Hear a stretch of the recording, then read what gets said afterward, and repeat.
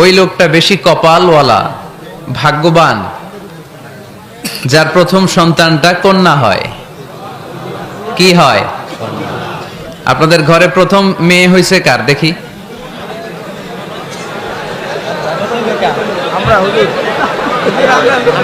ঠিক আছে, মাশাআল্লাহ। হাত নামান, হাত নামান।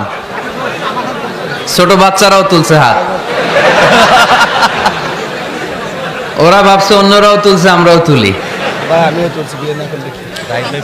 তো মিন বারাকাতিল ইনাস, মিন বারাকাতিল মারআতি তাবকিরুহা বিল ইনাস।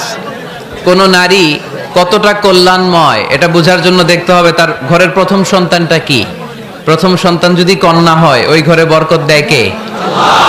কিন্তু আমরা অনেকে কন্যা হলে খুশি হতে চাই না, আছে না নাই?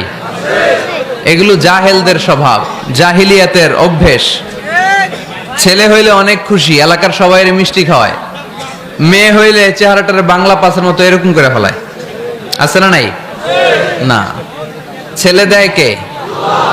মেয়ে দেয় কে? আবার ছেলে মেয়ে দুইটাই দেয় কে? আবার অনেককে ছেলেও দেয় না, মেয়েও দেয় না, তিনি কে? এজন্য ছেলে মেয়ে এটা আল্লাহর দান।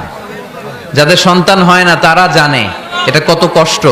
অনেকে আমাকে পার্সোনালি বলে, দোয়া চাই হুজুর, 15 বছর বিয়ে করেছি, সন্তান হয় না, দোয়া করবেন। দোয়া করি এদের জন্য। এদের অন্তরে অনেক জ্বালা। একটা মেয়ের জীবনের সবচেয়ে বড় পাওয়া, সে মা ডাক শুনবে। মা হওয়ার তার বড় শখ। এজন্য মায়ের মর্যাদা 3 বার, মা মা মা, তারপর বাবা। মান আহাক্কু বিহুসনি সাহাবাতি ইয়া রাসূলুল্লাহ, আল্লাহর রাসূল সবচেয়ে ভালো আচরণ কার সাথে করব? তোমার মায়ের সাথে, তারপর মায়ের সাথে, তারপর বাবার সাথে। তার মানে ইসলাম মাকে দিয়েছে গোল্ড মেডেল। কি মেডেল?